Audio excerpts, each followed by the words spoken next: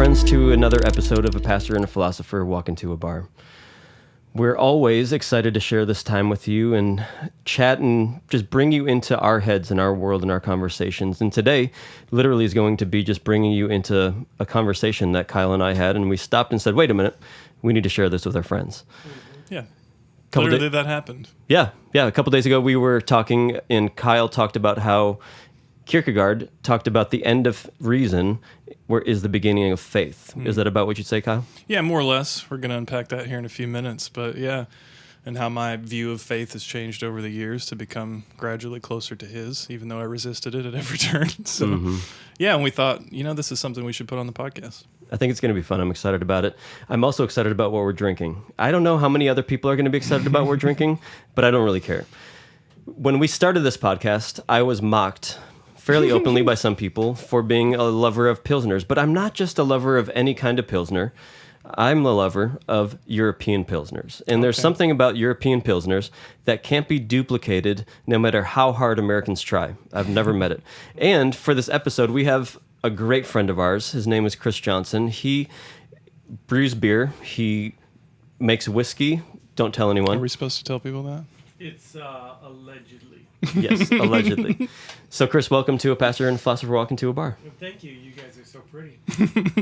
All right. I can see where this is going to go. All right. So this is Pilsner Urquell. This is, I think, probably the best representative of European Pilsners. It's got the right amount of hops. It's clear, crisp. It's funky. Let's try it. And we're drinking it out of a super tall Pilsner glass. For those of you who can't see, it's actually quite pretty. Yep, there it is. Chris, why don't you tell us something about Pilsners? So, as far as Pilsners go, Czechvar is actually, and Pilsner Urquell is touted as one of the most original of the styles of Pilsner. It is a lager, so that means that it is fermented in lower temperatures with a specific yeast that is a lager yeast. The bitterness of this is not harsh, not like an IPA. It's fairly mild to match the malt profile. And this particular beer, I believe, is known for having a particular style of boiling the wort multiple times so as to get a particular caramelization. Is that right? Out of the beer. This could be completely BS, but that's what I'm saying for now. Fun. What do you think, Kyle? Because this is recorded. You know what? I don't hate it, which for a Pilsner is really saying something. I'd expected it to have no flavor whatsoever. And there is some. So I think there's already a decent amount better of than flavor. I expected. Yeah. That's the thing about American Pilsners and lagers in general, I think, is that they're almost nothing to them. It's like drinking brown water. Yeah, if you drink this compared to any American Pilsner, a Budweiser, a Miller Lite, or whatever, it's going to be completely different. Well, the interesting thing is, for me, there have been microbreweries, craft breweries, who've tried to replicate European Pilsners, and I've had a bunch of them, because I'm like, it has to be able to be duplicated. I haven't had one. Yeah. Never. Why And is I tried that? for years. As a home brewer, I tried for at least 3 to 5 years to try to replicate what I loved in a European. Couldn't do lager. it? Couldn't do it. What do you think it is that keeps them distinct? I don't know. If I knew, I would. You knew what you'd And do. obviously no other Americans do either, because Because these aren't aged in any way. There's nothing about the terroir or the water available in certain places that would make a difference. It could be water, it could be the process, it could be a lot of things, but I haven't gotten close. Weird. Yep, I will say they're very pretty to look at. They have the bubbles that just continue, it's like champagne. which you're not yeah. going to get in an ale. So you don't hate it, huh? I don't hate it. All right, No. good. I feel like I wish I did. I wish I could say that it was terrible and you have no taste, but it's actually pretty good. So, Kyle, as we've been talking about our faith journey, and particularly yours intermingled with your philosophical, I was going to say indoctrination.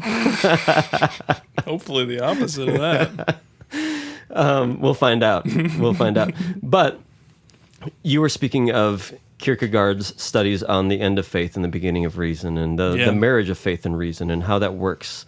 And I want to hear more about that. So I'm just going to basically play host, ask you some questions, let you talk, Sure. and maybe... Which is kind of how this started anyway, right? I guess just so. Chilling, talking after one of our recording sessions. Yeah.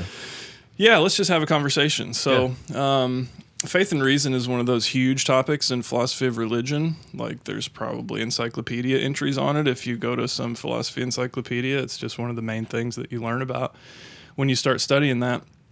So it's super old, and everybody that's anybody in the history of philosophy has had something to say about it. My own journey on this issue started as an undergrad, I guess, when I was super into apologetics. This is something you and I have talked about before. And so I thought it was really important to defend the faith, right? I thought there were a lot of people out there who wanted to attack it and were asking all these hard questions. And I thought there was lots of Christians who were desperate for answers to these sort of things. And particularly lots of unchurched people who were desperate for. I later came to realize that's largely a myth, right? There aren't that many people out there who care about that stuff. Unless you're like a 20-something white kid and like that's exactly the only person who's interested in that in my world. More or less, yeah. But it took me several years to figure that out. So my initial musings, I guess, on faith and reason were that they were almost the same thing. That I wanted to make faith super rational. And I was really concerned with critiques of Christianity as being irrational. In fact, just totally coincidentally today, you know how Facebook sometimes shows you what you posted, on this day. All mine are about my kids. Yeah, well, it showed me today, on this day 10 years ago, you posted this blog post. And so I followed the link just to see what I had said and was reminded of how into this stuff I used to be and how, I used to talk about faith as almost this proof-oriented, evidential, forensic thing to counter what I thought the atheists were saying, which some of them were saying, right? They were saying things like, look, faith is just believing in contradiction to the evidence or believing entirely without evidence. That's the point of faith, if you listen to people like Sam Harris or Richard Dawkins or whatever. I later came to see that you ought not to form your theological beliefs in response to people like Sam Harris and Richard Dawkins, but at the time that's what I was doing. And so I knew that faith couldn't be what they said it was. It couldn't be this anti-evidential thing where you only believe a thing if you have no good reason for it, or you have good reason against it and you believe it anyway. That can't be what faith is.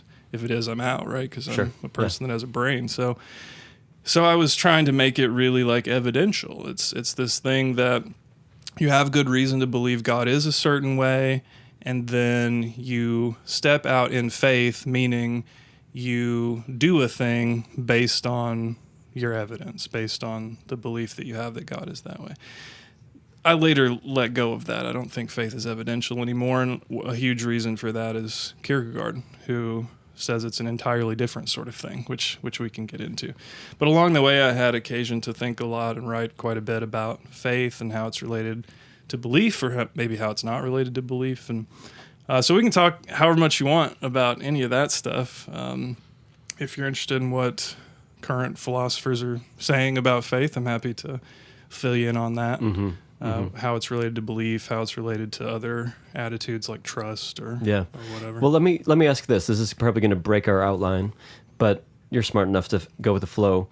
I've heard a lot about Kierkegaard and have heard quotes from Kierkegaard, but what would Kierkegaard have to say as maybe a thesis statement to this conversation?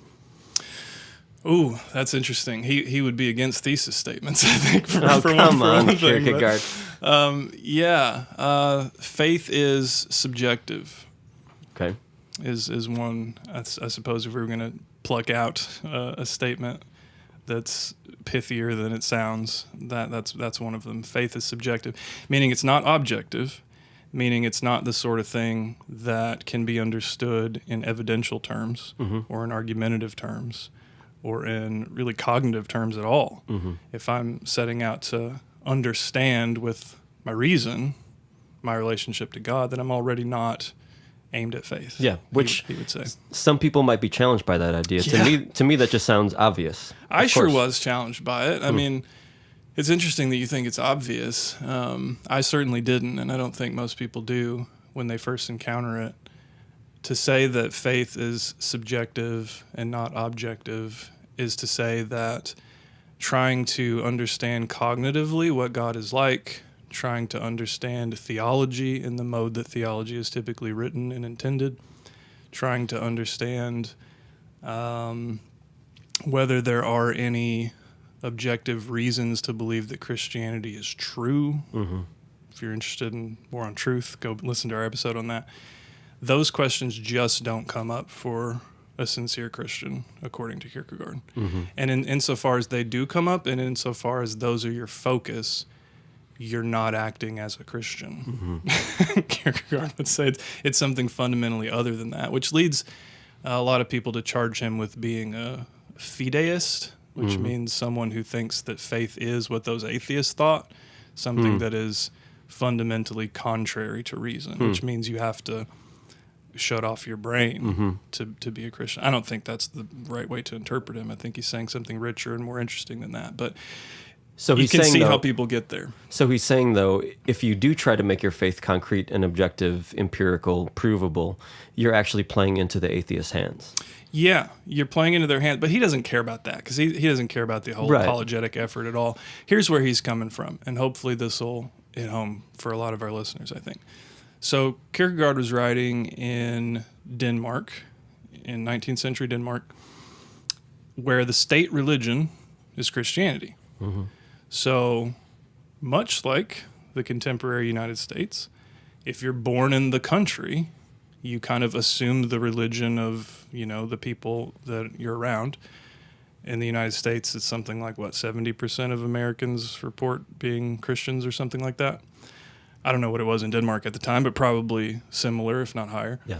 And so Kierkegaard is encountering all these people who think that because they're Danish, they're Christian. And so if you ask them, are you a Christian? They'll say, of course, I was born here. Yeah. Much like you might encounter, an American, and you ask them, what's your religious background? They'll tell you the church they grew up in and say something that identifies them with a particular community and think that answers the question, right? And so Kierkegaard was very concerned with what it took to actually become a Christian, to actually be one. I like this. And not just to be a member of a group, right, that sort of objectively identifies with a religious history or something, but to actually be a follower of Christ, to actually be someone who embodies the teachings of Christ, who takes on the character of Christ, who can look forward to the kinds of... we'll pause. Okay. Thanks, Chris. You can actually do that. Yeah. We'll have to go back. Yep. That was good. My name is Chris Johnson, and I'm here to say I am the hot rockin' baby in the USA. Yo, peace out. Nice. Okay. So Kierkegaard is really concerned with trying to find a way to convince or to reveal to his fellow Danes that they're not Christians when they think they are. So at one point he describes his project as introducing Christianity to Christendom. So it's like reverse evangelism. I like it. Right. Yep. Most Christians are I like this focused a lot. on making the rest of the world Christian. Kierkegaard thinks, well, how can we do that if we're not? And we're not even asking the question whether we are. And when you do ask the question, you're likely, and you can even get somebody to take it seriously, you're likely to get some kind of objective reply. Here are the evidences. Here are all the reasons that can be understood in a kind of objective way that I am a Christian. Right? Look at the place I go on the weekends. Look at where I give my money. Look at my habits of reading this book. Look at the kinds of friends I have. Look at the causes I support. Look at the kinds of things I don't do with my genitals. All the things here, right? Look at my ethical life. That sounds Or look very at familiar. look at my aesthetic life. Look at the kinds of art that I imbibe and the kinds that I resist, and look at who I hang out with and who I don't. These are all these sorts of objective reasons, and Kierkegaard thinks they're all completely irrelevant because God doesn't need to exist for any of those things to be true. Okay.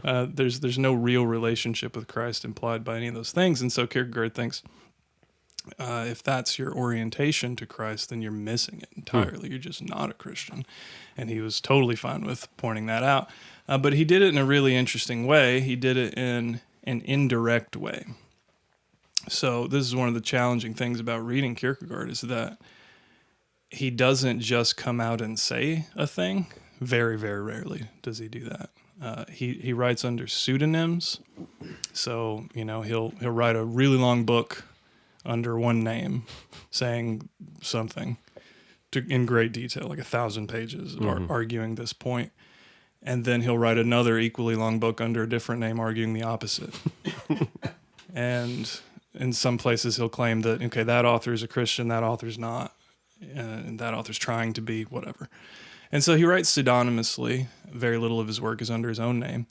And part of the purpose of that was to lead people to the conclusions that he wanted them to draw, which was that they're not, in fact, Christians, more often than not, rather than trying to argue it directly, because he didn't think that would work. People are very rarely convinced by direct argumentation. If they're going to change their minds about anything, and screw their minds, if they're going to change their existential orientation, it's going to be because they thought through something on their own, came to see that their values were one thing when they should be a different thing, and they felt like the decision was theirs. Mm-hmm. How do you get people to do that? Mm-hmm. Super difficult. He thought the only way to do it is indirectly. You have to kind of lead them down a path, demonstrate for them, or help them demonstrate to themselves that something is the case. Yep. So did Kierkegaard go to great labors and write thousands of pages to prove people aren't Christians or what a Christian should be? Did he do that because he was passionate about the pure form of Christianity that found in the Gospels, or did he do that because he found so many people around him in Denmark hypocritical? Did he do that because he was dedicated to something or another? Like, why go through such great pains to show his fellow countrymen you're not actually Christians? Yeah, that's a good question. I think probably all of the above. I'm not an expert on Kierkegaard or the history of that. I know that he was influenced by the Hegelian philosophical tradition, and he wanted to kind of respond to that, and he was strongly influenced by the political nature of Christianity at the time in Denmark, and wanted to respond to that. At the end of the day, I think he was just a sincere Lutheran. He thought that you could have a relationship with this person, Jesus, and that faith was a gift of God, and that you're saved by grace, and that's a gift of God, and that what you believe and what you can prove and what you can explain, that these are all secondary and they can become idolatrous. I mean, I think the guy was just really trying to understand what it means to love God and to love other people from a place where, from a place of grace, I suppose. Yep. So let's dive into this question or idea of Kierkegaard's notion of there is an end to reason, and that's kind of where faith begins. I know I'm butchering it as an amateur, but I think that's right. Yeah, I think he has a more expansive notion of reason than has become popular in the last, century or so within philosophy, and not just philosophy, within economics and other fields too. I think he thinks of reason in a broader sense, but he definitely thinks that there's a limit to what your cognitive capacities can get you to as far as justifying a decision. Which is unique for a philosopher, I want to say. It's not unique, but it was unusual in the time, and it kind of spawned a tradition. So he's known as one of the fathers of existentialism, which I think we've mentioned before. Interestingly, probably the only famous theistic existentialist. Okay. All the later ones kind of rejected that part of his thought and held on to some other parts. What does it mean to be an existentialist? Okay, so that's a huge question. So the real sort of cut and dry, quick answer is that it means to focus on questions that are live to actually existing people. Okay. Prior to sort of metaphysical or more traditional questions. So Kierkegaard thought, for example, that to be a Christian, which is kind of his orienting concept, he wants to understand what it means to be a Christian, he wants to understand what it means for God to be a human, like these very basic Christian ideas. The the live questions for a Christian, he thinks, are how can I, as just a normal human person with all the kinds of desires I have and all the weaknesses and frailties I have, how can I do that impossible thing of being like Jesus? Mm-hmm. That, he thinks, is the live question that you should ask as a religious person. And you should ignore or maybe even be a little hostile to the kinds of questions that often get discussed in scholastic theology or in, mainstream philosophy of religion. What is the Trinity like? Or what does it mean for Jesus to have a dual nature? Can you lose your faith? Yeah, what is predestination? Let's work that out. Or in his own Lutheran tradition, there'd be many examples of that sort of thing too. What's sola scriptura? What's whatever. These are cognitive questions that might be interesting. Maybe we can get to the bottom of them. Maybe we can't. But they're not the essence of Christianity. Yeah. And if you get bogged down in them, it's really easy to ignore the essence of Christianity. It's even worse than that. It's really easy to think you've gotten the essence of Christianity because you've been able to explicate those other questions. And for Kierkegaard, it's just not what it's about. It's about, can you make this decision? Mm-hmm. Decisions lead to action. So to be a Christian means you've decided to make Christ your Lord, right? To follow him, to try to become Christ-like, to accept the gift of grace despite your own sinfulness. He's like any Lutheran, big on the idea of sin. And so, yeah, whether or not you can understand that or explain it or argue for it or justify it or whatever, just irrelevant. It might actually get in the way. And so he wants to, again, kind of indirectly lead people into the realization that all the things that they were kind of leaning on to make them feel like good, qualified Christians, religious people, whatever, that those were always vacuous and probably misleading. This is fun. I've heard like little shadows and hints of Kierkegaardian philosophy and, dare say, theology, but I haven't known anything about what he actually thought. But I just know this resonates with my experience. I've had way too many conversations as a pastor about people asking, can you lose your faith? Or is the Bible inerrant? Or what does it mean to, all these things. And I've gotten to a point where I just want to, I hope you're not listening if you've asked me those questions before, but I want to just say it doesn't matter. Like those questions don't matter. Well, so they might not matter. They probably don't matter for most people, right? I don't think he would say they couldn't matter. Like, if there are things that really do come from like your being and they keep you up at night and they're keeping you from embracing Christ, whatever. Sure. But how often does that? Yeah, no. I mean, mostly we're just trying to win an argument, or But here's what matters. How do I act like Jesus? How do I manifest the incarnation and life of Christ in my life, in my world, in my neighborhood? Those are the things that matter. There is a little bit, I think there's something in Kierkegaard to make everyone uncomfortable, including you and me. I'm sure. So there are things we've complained about in evangelicalism before there's a kernel of them within Kierkegaard's thoughts. So the idea that one ought to have a personal relationship with Jesus, that there ought to be some kind of conversion experience. He likes that? He likes the idea that Christianity is an individual relation to an infinite being. I agree with that. So if we can borrow the idea from Martin Buber, I don't know if you ever read Buber, that the relationship to God is always second person. It's never a relationship to an idea. It's never a relationship to a community. It's never we, it, or anything like that.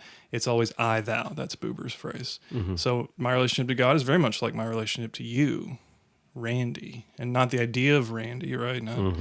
Not somebody's ideas about Randy, but you, the person, and all the complexity and whatever that goes into that relationship. Faith for Kierkegaard is a second person relation to God, because God is a person, Jesus, and you can be in a relationship with that person, and you don't have to understand the relationship that you're in to be in it. You don't have to be able to explain it to anyone else. In fact, if your default in understanding the relationship is your ability to explain it to someone else, you probably don't have a very good relationship, right? If I think of my love for my wife in terms of all the good qualities about her, or my ability to justify my living with her to someone else, probably don't have a great relationship with my wife. That's a weird orientation. So did Kierkegaard frustrate a lot of his Hell contemporaries? Yeah, he sure did. And I'm talking philosophers. Yeah, for a long time. And even today, he's kind of relegated to the margins. Like, not a lot of people study him directly. People are interested in him for his historical influence more than anything else. The existentialists that followed him mostly were atheists and really didn't understand him, and so took the parts that they liked from his pseudonyms and chucked the rest of it. Didn't read his own thought, his journals, or anything like that. Certainly weren't interested in his Christianity. So, yeah, he's been largely misunderstood and ignored, unfortunately. Yep. Okay. So you mentioned this word fetism. Is that it? Yeah, fideism. Just tell us about that. Yeah, that word faith, right? Fides in Latin is faith. Okay. So it's this idea, and it's one of those pejorative terms. Nobody ever uses it for themselves. Like, nobody says, "Hey, I'm a fideist." It's like you accuse someone else of being it when they seem to be irrational. So there are several thinkers, Kierkegaard being prominent among them, who have suggested things, Luther as well, who have suggested things that sounded to other people as though they were shutting their brains down. Okay. And so admitting that the evidence points in the other direction, but faith is the kind of stubborn refusal to admit where the evidence points. I don't think that's what Kierkegaard is saying. I don't think most of the people accused of being fideists are actually saying that. That would be a kind of cognitive suicide. Yeah. But he is saying faith is more than what your reason can do. Faith is something that kind of begins when your reason has reached its limits. Faith is something that is in its practice can be inconsistent with the practice of your reason, because reason would then be trying to kind of fill a space that it's not qualified for. If I'm trying to be a Christian, to follow Christ by thinking about stuff real hard, then I'm probably less likely to actually be able to act in faith, because it's just not what it was kind of cut out for. But he wasn't advocating for a brainless Christianity. I don't think so. No, I don't think so. There's debate about that in Kierkegaard's scholarship, but I come down firmly on the side that no. He would, I think, in my mind, align with people like William James, who is an American philosopher, who says, look, reason can take you pretty far, and if you ever have, say, evidence that points in one direction, you should follow that. But there are many questions that are live questions, meaning they're important to people, and they're momentous questions, meaning they're the kind of questions where you have to make a decision on them and you can't delay. They keep you up at night. Yeah, they're important to almost everybody, and you can't just put them off. To put them off is to make a decision. And one of those questions is religion or God's existence. Am I going to live in accordance with, the plan of a higher being or not? And James says, look, when it comes to those kinds of questions, often the evidence is indecisive. So we can do our best to look into it, but it's not actually going to compel us in one direction or another. That's not the way to go about it. Yeah, even if you wanted to. If you're intellectually honest, you're going to get to a place where you realize, wow, those really smart people over there in that other religion, or those really smart atheists over there, they have just as much reason for their view as I have for mine. And so I'm either going to suspend judgment or I'm going to make a decision. And this is a forced choice. I can't suspend judgment because that is making a decision. So I would put Kierkegaard in the camp that says that's where faith begins. Okay. When you have that kind of equilibrium evidential situation. And so then I'm saying, okay, I don't know for sure. I also don't have strong evidence to the contrary. And I have to do something. Am I going to open myself up to the possibility that there's a person out there that wants to be in communion with me? And I can, even that's not quite enough though. So Kierkegaard says, even once I've come to that point and I've recognized that the next step beyond my reason is going to be required for me to understand this religion thing. Understand in kind of a loose sense, right? A non-cognitive sense. That's still not quite yet faith, because I can approach religion aesthetically. I can approach it as an artist would approach it, right? I can build fancy cathedrals full of all kinds of wonderful art, and I can go through these elaborate liturgical routines, and I can be totally fulfilled by that for 80 years and die and never approach faith. Or I can approach it ethically. I can take it to be sort of a program for improving the world, like concretely, and I can give my money to certain charities, and I can spend my time in service of orphans, and I can whatever, and I'm still not approaching faith in those modes. So Kierkegaard is famous for his kind of 3-tier life stages, I guess. When we talked with Brian McLaren, he mentioned Kierkegaard in his book as having sort of a stage view of existence. You start in the aesthetic, you move to the ethical, because you realize there's something more important than how beautiful things are. And some people then move to faith and many don't. And so for some of his pseudonyms, they end in either the aesthetic stage or the ethical. After like 1,000 pages, they're still just stuck in the ethical, and they never get beyond it because they recognize in order to get beyond it, I'm going to have to accept some gift that's completely external to me and step out of my own categories, aesthetic or ethical categories, and I'm either unable or unwilling to do that. So Kierkegaard thinks when faith starts, it's a decision to receive grace rather than to be what he calls offended. Because there's an offense to the Christian idea that the infinite could become finite. It's offensive to your reason because it seems like a contradiction. It's offensive to your ethical sense because then God could command a thing that you don't understand. It might be offensive to your aesthetic sense. So once you've understood Christianity, Kierkegaard says you're confronted with something offensive. You either take offense, and the result of that he thinks is despair, or you embrace it and you step out in faith, take the leap. That some people know him for that phrase, the leap of faith. He doesn't mean a leap into the abyss with nothing to stand on. He just means you're sort of venturing beyond any of those senses that people normally operate in. Now that's interesting because I never have looked at the incarnation and have taken offense to it. Maybe this is because I grew up in the Christian faith and am used to it. But for me, the incarnation was one of the most beautiful things about our faith tradition. Sure. And I think he would agree with that. He might also say, if what you love about it is its beauty, then you've missed it. Or if that's the mode that you primarily approach it in, then that's probably not faith. It's offensive in a few ways. It's offensive to reason in the sense that God simply couldn't be not God. I could see well, that's a whole nother thing because whether Jesus was not God, Yeah. Yeah, I mean, the idea that like the creator of all that is somehow now part of all that is. He wrote a few books trying to like make sense of that and failing. This is one of the indirect things he likes to do. He'll take the posture of someone who's sincerely trying to understand a Christian doctrine and make attempt after attempt after attempt to understand it and fail every time, and then that's the end of the book. Sounds wonderful. Yeah. So he has his most famous book is probably Fear and Trembling, which is this guy who's not a Christian or a Jew trying to understand Abraham and how Abraham could be the father of faith and what it means for the clearest expression of faith to be your willingness to kill your son.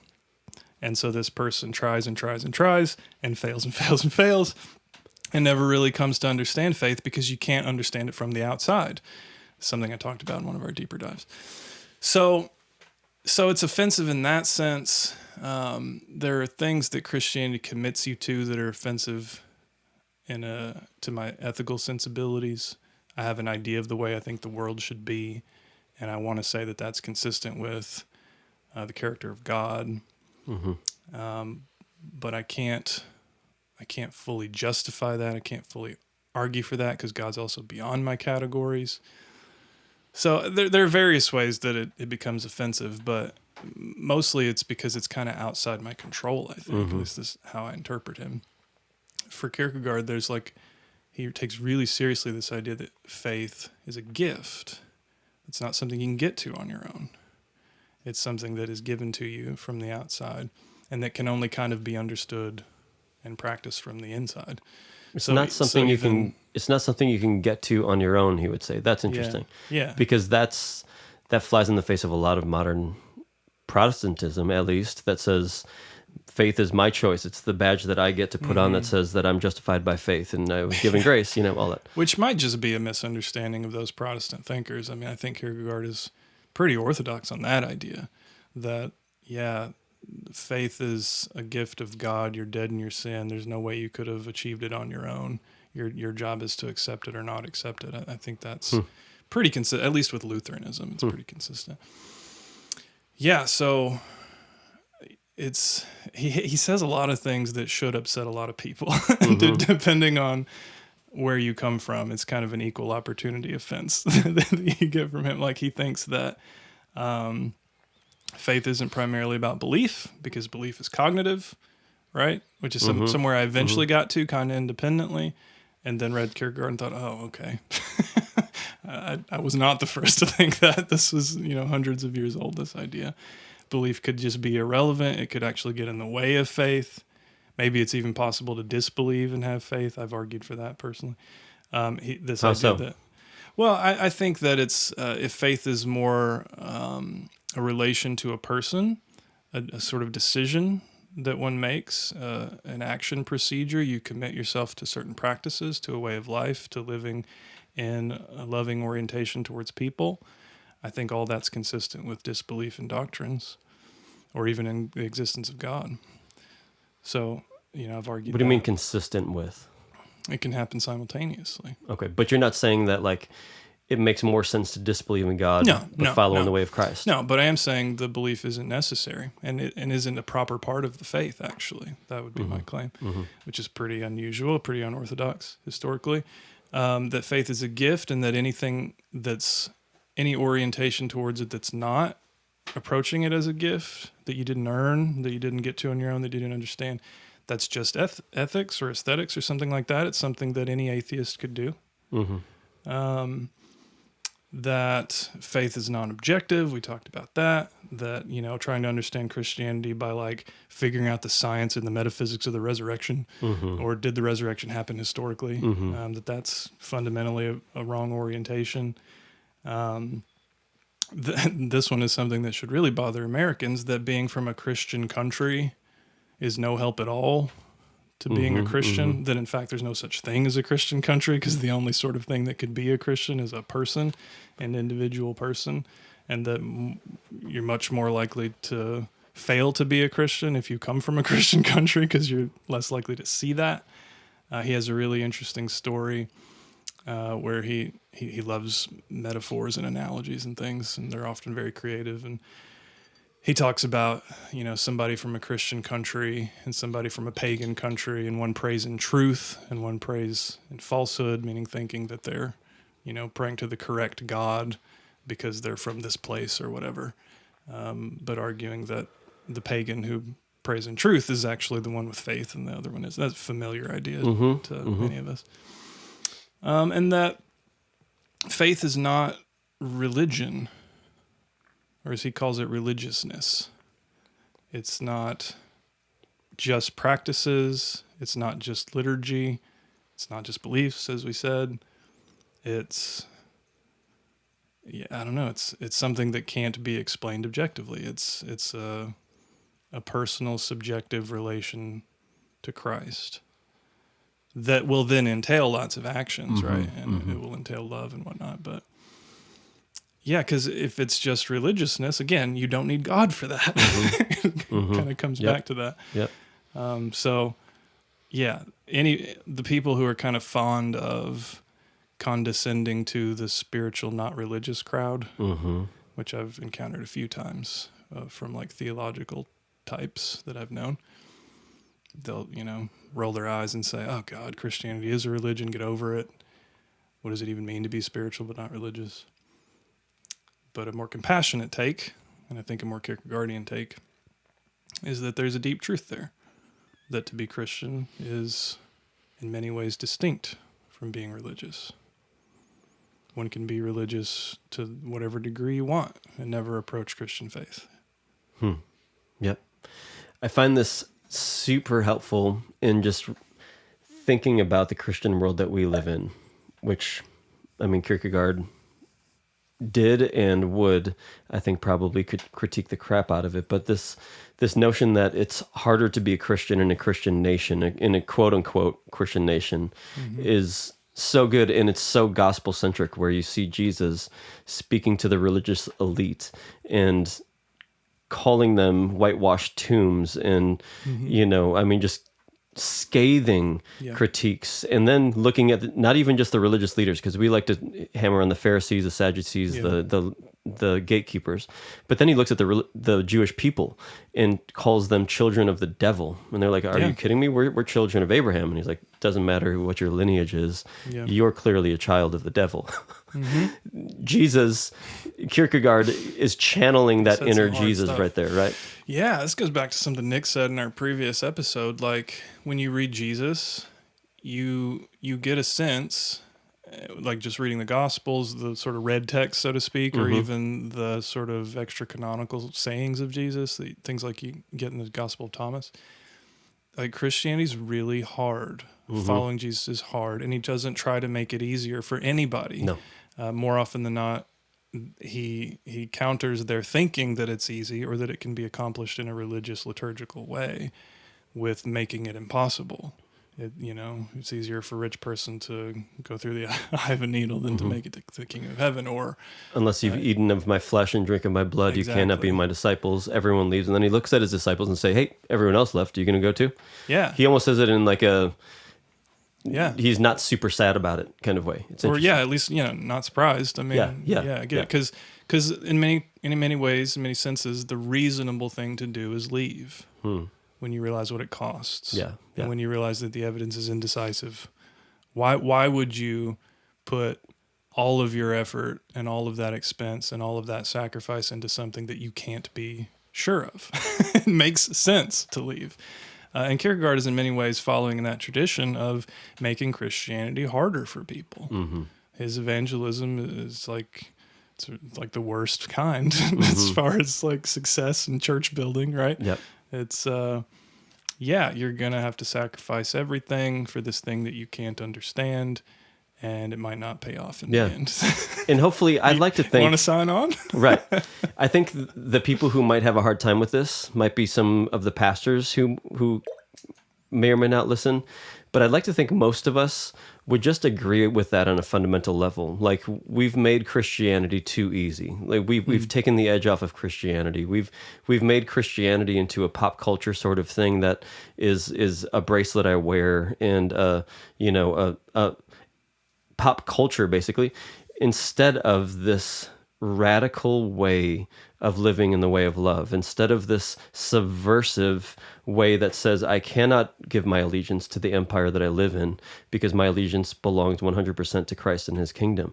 These are things that are it's just, if you're reading the Bible, it's clear. There's just no arguing that this is what it means to follow Jesus. We've just made it so easy and simple and palatable to follow Jesus. You sign on the dotted line, and then you're good to go, and he'll give you everything you want. I think most of us listening resonate with this. Like, this is the way of Jesus. It makes sense. And I'd like to be inspired to live more in this way rather than this civil religion that I've been given. Yeah. Yeah, I hope you're right about that. I wonder what Kierkegaard would think if he were alive today and able to sort of see the current state of the American church, if he would be encouraged by the millennials and Gen Zers and whatever who seem, I think, a little dissatisfied with that kind of, I don't want to say organized religion. I hate that phrase, as though, organization is a bad thing. But like, they definitely seem dissatisfied with the kind of easy Christianity where it's just a social club and you can sign up or not sign up and you can do certain things and, be a member, and it really only affects the way you vote or something like that. Yeah. I think they want more or they don't want anything. That seems to be the case. That's my question. I've been obsessed for the last several years of, the numbers are trending very obviously down for the church. People who say they're nuns, they're no religious affiliation. It's plummeting right now, or going up, I'm sorry. And the people who are affiliated with traditional Christianity, evangelicalism, whatever, that's plummeting.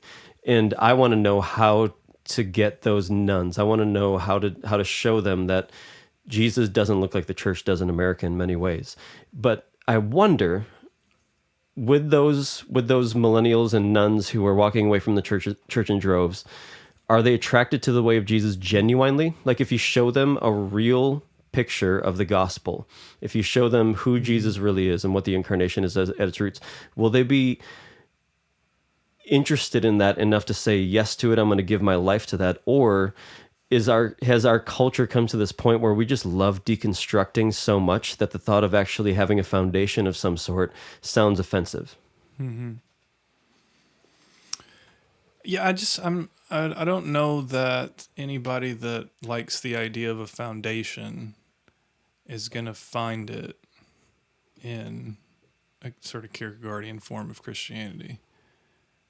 Like foundation brings to mind a thing that you can stand on, that it's firm, that's unshakable, you can be sure about, that never really changes. And that's just not what people are like. And if God is a person, then being in relationship with a person, why would you expect it to have the nature of a foundation? So I'm just kind of riffing on something you said there. I'm not sure exactly how you intended it, but I really do think there's a possibility for offense for everybody in Kierkegaard's version of Christianity. Whatever you're looking for, God is probably not that. And that's kind of scary. That at the essence, the core of Christianity is really something beyond what you have fathomed. Yeah. And probably what you're able to fathom. So like every time we grab a thing that we really like and we say, aha, this is it. I fathomed it. Isn't that beautiful? Isn't that good? Now we can present that to the world. That'll fix the problem of people not wanting it. Whatever we've grabbed isn't God. Yeah. And that's where I want to say, I don't want to come off as saying, the more you talk, Kyle, the more I think that me and Soren Kierkegaard would be great friends. But what I do, I am resonating with what you're saying, what Kierkegaard brought. Oh man, I lost my train of thought. I want to start over again. What were you just talking about? I think the last thing I said was whatever the thing you're like grasping. Oh, yeah. I wanted to talk about mystery. Okay. So I don't want to get to this place where I feel like I'm constructing this world where Randy and I and Soren Kierkegaard are best friends, right? But I am resonating a lot with what you're bringing that Kierkegaard brought.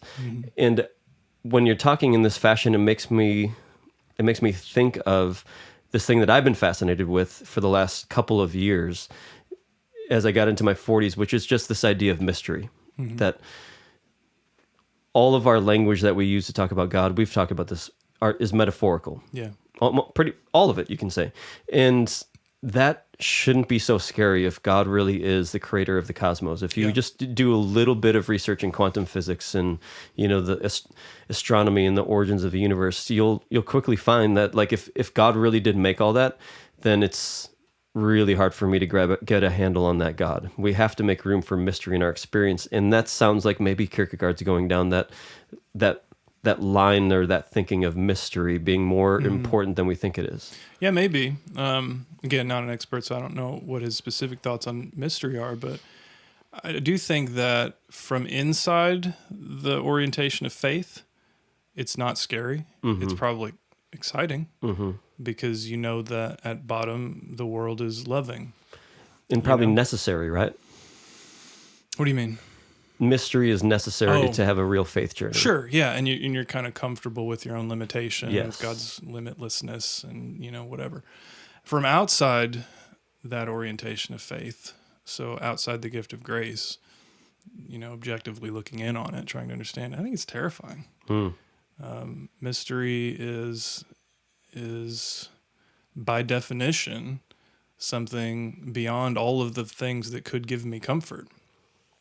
So, which in your saying, knowledge equals comfort. I'm saying the things that do in fact comfort me, and just in my experience. So trying to think of this like an existentialist would, right? What in fact makes me feel comforted in my life? The answer to me, maybe you're different, is either someone loves me and I trust that will continue, or I've understood a thing and I know it to be safe. Or maybe I know it to be exciting. It doesn't have to be safe, right? Because sometimes challenge is good, sometimes risk is good. That's part of life that we want. But I know that there's like a limit to the risk such that it will be to my benefit in the long run. Those are the things that give me comfort. And if something falls outside of those categories, it's not actually possible for me to be comforted about that thing. This is why I disagree with Plato when he said that death is a good thing. Or at least that we ought not to fear it because we don't know anything about it. I think it's perfectly reasonable to fear a thing you don't know anything about. Yeah, for the reason that you don't know anything about it. Yeah. And if God is by definition beyond my knowledge, then if I don't have the orientation of faith, then the mystery is terrifying. And the mystery, as you say, is necessary. The kicker is I can't give myself the orientation of faith. Sure. I can either accept it or not. And I think Kierkegaard would say it's extended equally to everybody. Yeah. So that's part's a choice. Yeah. The reason that for me, mystery and embracing mystery has been a freeing experience and a comforting experience, actually, is because I feel like I've spent a majority of my Christian life trying to prove things. Like we started out this episode talking about, I felt like it was my job, and I didn't even think of myself as an apologist. I just thought of myself as a good Christian who's trying to prove his faith and have a good answer ready in season. And so I got to the end of that in many ways. Like I realized that I can't prove everything, and I realized that I don't have an answer for everything, and that's a crippling, terrifying reality to get to look in the face and say, I don't know. Or if I'm going to continue this, I'm going to have to fake it. I'm going to have to fake that I know. That was my experience for a long time. And when I just realized that I don't have to fake it, and because I don't have to know, because it's actually impossible for me to know. This is what faith is all about. And there's so like the vast majority that's real about God, I have no clue about. Because God's God, the divine reality, the ground of being, and my knowledge of the divine being, if it's real, if God's real, is so limited. And so that's actually been a comforting reality for me, that I don't have to have the answers. When my kids ask me these really, really hard questions that I feel like I need to go take more Bible courses on to answer, it actually frees me, and it gives them a certain amount of freedom and beauty to say, Daddy's the pastor who preaches for 40 minutes every Sunday, and he looks like he's got all the answers, and he just told me he doesn't know. That for me is a comforting place to live in, even though it's chock full of uncertainty. I think these are things that we need to get more comfortable with. Yeah, agreed. I'm reminded of something, I want to say it was Julian of Norwich said, and I'm going to not get the quote right, but someone who, if ever there was a paragon of Christian faith, probably she was. And something along the lines of, after one of her visions, like the idea that the truth of the matter is none of us ever had anything to worry about. Like, God in his infinite love has been behind the whole thing. And you can only kind of see that from the inside, and it's only a comforting idea from the inside. But hopefully seeing it from the inside, I find it an extremely comforting idea and a very hopeful idea.